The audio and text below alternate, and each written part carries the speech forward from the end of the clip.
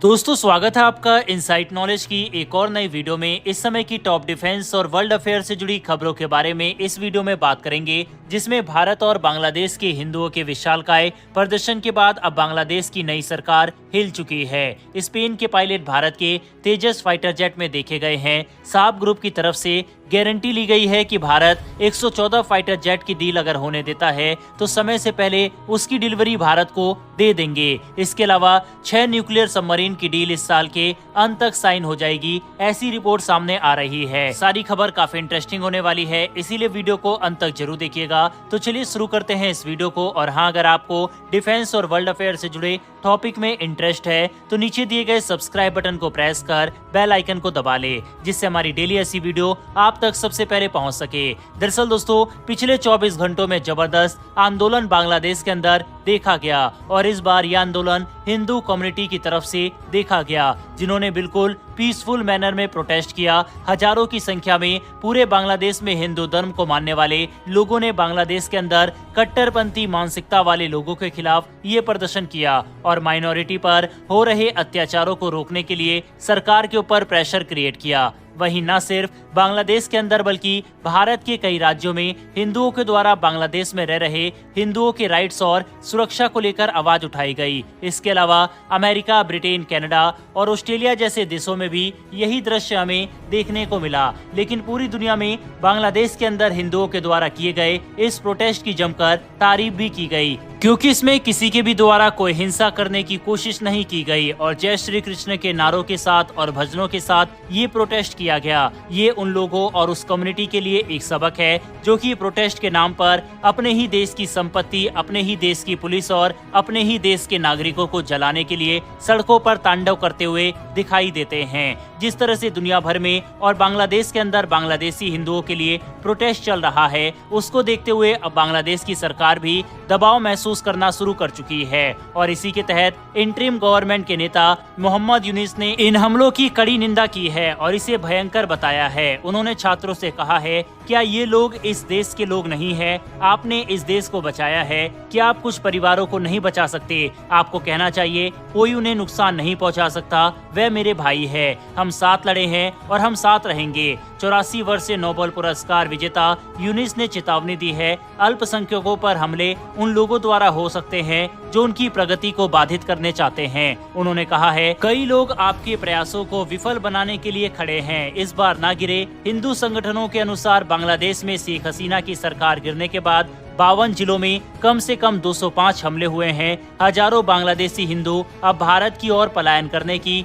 कोशिश कर रहे हैं। हालांकि भारत की तरफ से बॉर्डर पर सख्ती काफी ज्यादा बढ़ा दी गई है और किसी को भी भारत की सीमा में घुसने नहीं दिया जा रहा। हालांकि मेरे पास काफी सारे बिना सिर पैर के कमेंट आ रहे हैं, जैसे कि वहां के हिंदुओं को भारत में आने दिया जाए। इसके साथ कल जो मैंने रॉ के जहाज बांग्लादेश की सीमा के पास उतरे हैं और वहां पर मॉनिटरिंग वगैरह कर रहे हैं, उसके ऊपर वीडियो बनाई थी और कई लोगों के इस पर सवाल आए थे कि मैं इतनी सेंसिटिव इंफॉर्मेशन क्यों दे रहा हूं और इससे दुश्मन को फायदा होगा। तो पहला सवाल ये था कि भारत क्यों इन्हें सीमा के अंदर आने नहीं दे रहा। तो उसके पीछे कारण ये है कि बांग्लादेश के अंदर तकरीबन 1.3 करोड़ माइनॉरिटीज रहते हैं और हमने अपने बॉर्डर अगर खोल दिए तो ये सब लोग भारत की तरफ पलायन करने चले आएंगे, जिससे भारत के उन राज्य जहां पर ये आएंगे उनके ऊपर काफी ज्यादा प्रेशर क्रिएट होगा। इसीलिए भारत इनको अपने देश में आने नहीं दे रहा। साथ ही अगर ऐसा भारत करता है तो उससे भारत और बांग्लादेश के रिश्ते भी खराब होंगे।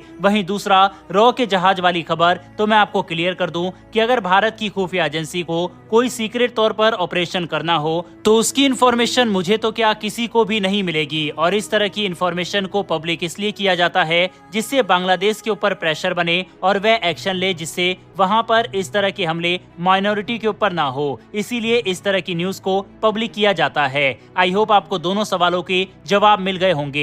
बहरहाल बढ़ते हमारी अगली खबर की तरफ। ये खबर दोस्तों स्वीडन से निकलकर सामने आ रही है। दरअसल स्वीडन की कंपनी साब ने कहा है कि अगर उन्हें भारतीय वायुसेना का ग्रिपन ई फाइटर जेट खरीदने का टेंडर मिलता है तो वह इसके लिए जरूरी उत्पादन कर सकते हैं। स्वीडिश एरोस्पेस कंपनी साब ने बताया कि उनकी लिंकशेपिंग फैक्ट्री हर साल 20 से 25 ग्रिपनी जेट्स बना सकती है। यह बात खास है क्योंकि अभी ग्लोबल सप्लाई चेन में समस्याएं चल रही है। साब ने भारतीय वायुसेना को भरोसा दिलाया है कि वह समय पर विमान प्रदान कर सकते हैं। अटकलें हैं कि भारतीय वायुसेना हर साल कम से कम 18 फाइटर जेट्स का उत्पादन चाहती है। इससे भारतीय फाइटर जेट बेड़े में तेजी से बढ़ोतरी हो सकेगी। साब ने इस लक्ष्य को पूरा करने की अपनी तैयारियों को स्पष्ट किया है। वहीं फिलहाल ऐसी उम्मीद जताई जा रही है कि साल के अंत तक MRFA डील को लेकर कोई बड़ा फैसला किया जाएगा। इसी वजह से फ्रांस, स्वीडन, अमेरिका, रूस ये देश अब एक्टिव हो चुके हैं। पिछले ही महीने अमेरिका की कंपनी की तरफ से भी भारत को अपने फाइटर जेट और MRFA डील के बारे में बात कही गई थी और अब स्वीडन की तरफ से ये ऑफर आया है। हालांकि क्या भारत स्वीडन की इस कंपनी के साथ जाएगा, यह तो आगे देखने वाली बात होगी। लेकिन फिलहाल भारत ये डील साइन कर ले वह भी बहुत बड़ी बात होगी, क्योंकि काफी सालों से ये डील पेंडिंग चल रही है और अब इसकी जरूरत भारत को काफी ज्यादा है।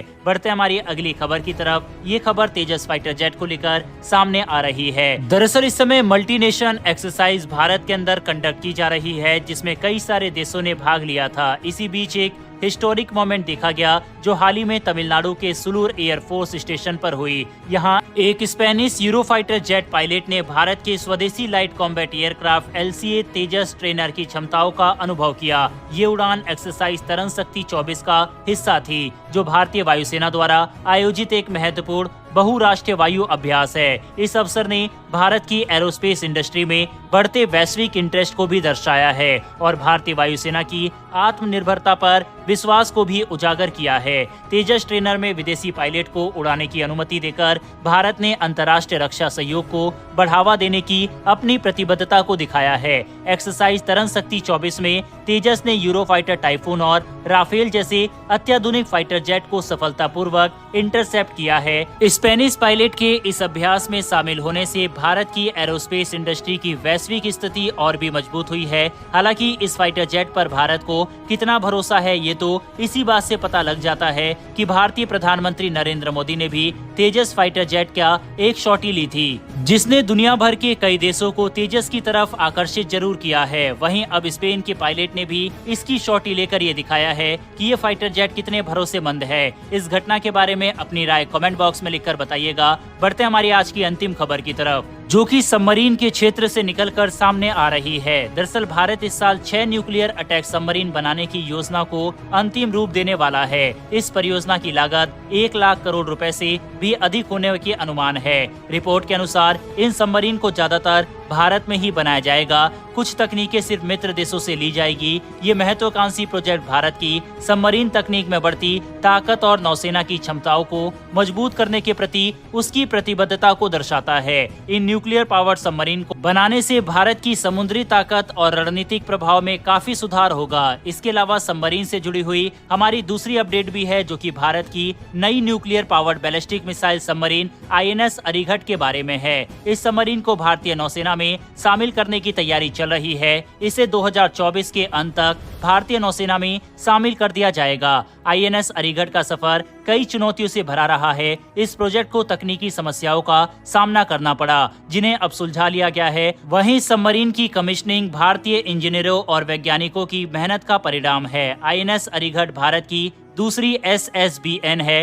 पहली SSBN INS अरिहंत 2016 में कमीशन की गई थी। इसके अलावा 2 और SSBN S4 और S4 निर्माणाधीन है। ये सभी सबमरीन विशाखापट्टनम के भारतीय नौसेना के शिप बिल्डिंग सेंटर में बनाई जा रही है। INS अरिघट के शामिल होने से भारत की रणनीतिक ताकत में बड़ा इजाफा होगा। ये भारत की उन्नत नौसैनिक तकनीक और राष्ट्रीय सुरक्षा के प्रति उसकी प्रतिबद्धता को दर्शाता है। ये सबमरीन भारतीय नौसेना के लिए बेहद जरूरी थी और ये खबर बेहद ज्यादा इम्पोर्टेंट है। इसके ऊपर मैं जरूर एक डेडिकेटेड वीडियो जल्द ही लेकर आऊंगा। चीन की सबमरीन की ताकत, भारत की सबमरीन की कितनी रिक्वायरमेंट है और भारत के पास कितनी सबमरीन और क्या ताकत मौजूद है, इन सब के बारे में डिटेल वीडियो जल्द ही मैं लेकर आऊंगा। बहरहाल इस वीडियो में इतना ही। अगर आपको इन्फॉर्मेशन और वीडियो पसंद आई हो तो वीडियो को लाइक करके हमारी आने वाली डेली ऐसी वीडियो के लिए चैनल को सब्सक्राइब कर बेल नोटिफिकेशन को जरूर दबा लें। फिर मिलेंगे ऐसी एक नई वीडियो के साथ। धन्यवाद।